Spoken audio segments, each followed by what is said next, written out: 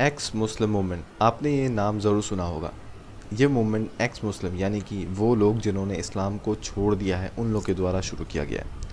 ये लोग ज़्यादातर आज के डेट में भारत, पाकिस्तान, अफ़गानिस्तान, बांग्लादेश या तमाम मुस्लिम देशों में पाए जाते हैं, लेकिन भारत में इसका श्रेय ज़्यादातर एक्स मुस्लिम सोसाइटी को जाता है। हालांकि बहुत सारे लोग ये बात भूल जाते हैं कि आर्य समाज ने भी इसमें एक अहम भूमिका निभाई है। आज की डेट में x Muslim movement the Kerala x Muslim society के द्वारा चलाया जा रहा है। उसके अलावा एक्स मुस्लिम साहिल और काफ़ी सारे बड़े एक्स मुस्लिम्स के द्वारा चलाया जा रहा है। ये लोग इस्लाम की सच्चाई दुनिया तक लाते हैं।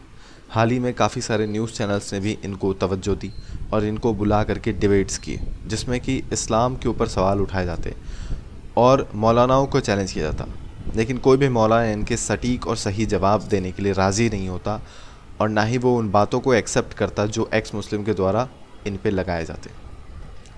ये बात कोई बहुत ताज्जुब की नहीं होनी चाहिए, क्योंकि हमें हमेशा से कि भारत में एक्स मुस्लिम्स या विदेश में या मुस्लिम देशों में एक्स मुस्लिम्स जो होते हैं उन्हें मौत की सज़ा दी जाती है। इन्हें मुर्तद कहा जाता है।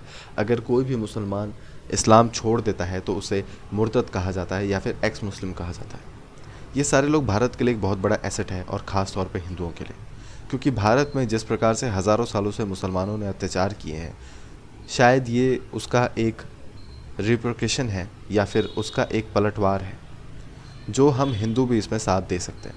हमारा ये सपोर्ट हो सकता है कि हम सारे के सारे एक्स मुस्लिम्स को financial, physical, social structure provide करें, सेफ्टी प्रोवाइड करें, ताकि कोई भी मुसलमान अगर इस्लाम छोड़ना चाहे तो वो उसमें सोचे ना, बल्कि उसे छोड़ दे।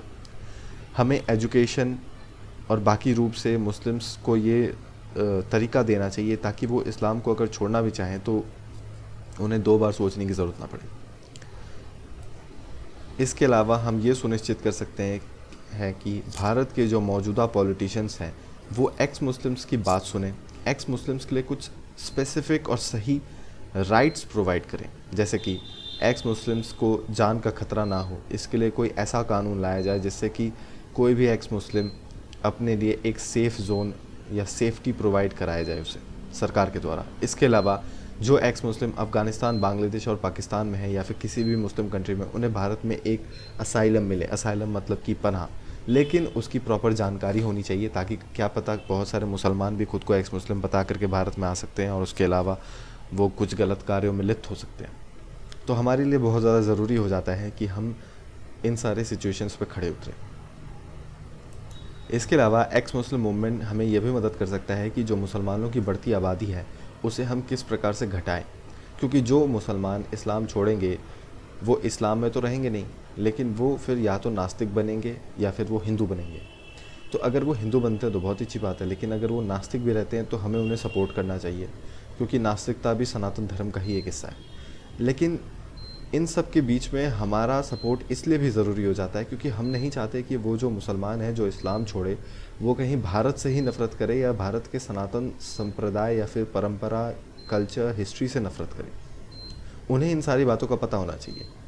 हम इसके लिए एक नया तरीका अपना सकते हैं। वो तरीका ये हो सकता है कि भारत की जो एजुकेशन सिस्टम है उस एजुकेशन सिस्टम में हम भारत के कल्चर, हिस्ट्री को इतने अच्छे से पढ़ाएँ कि भारत में जो मुसलमान हों उन्हें अपने आप ही भारत के कल्चर और सिविलाइजेशन से प्यार हो जाए, और वो खुद को बाहर का कहने या फिर बाहर के परंपरा और कल्चर पे जब कंपेयर करेंगे तो वो अपने आप ही उसे छोड़ दें।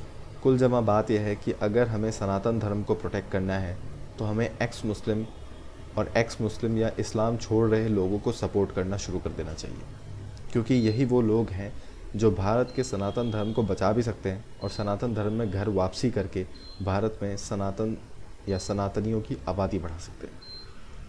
वो लड़कियां जो इस्लाम छोड़ती हैं हमें उनसे शादी करना चाहिए, उन्हें एक सेफ़ लाइफ प्रोवाइड करनी चाहिए, और मुझे ऐसा लगता है शायद यही वो तरीका है जिससे हम भारत में सनातन धर्म और हिंदू धर्म को एक स्पेसिफिक जगह दे पाएंगे। अगर आपने मेरा चैनल सब्सक्राइब नहीं किया तो इसे ज़रूर सब्सक्राइब करें।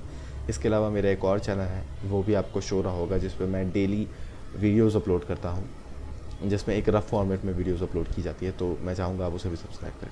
धन्यवाद।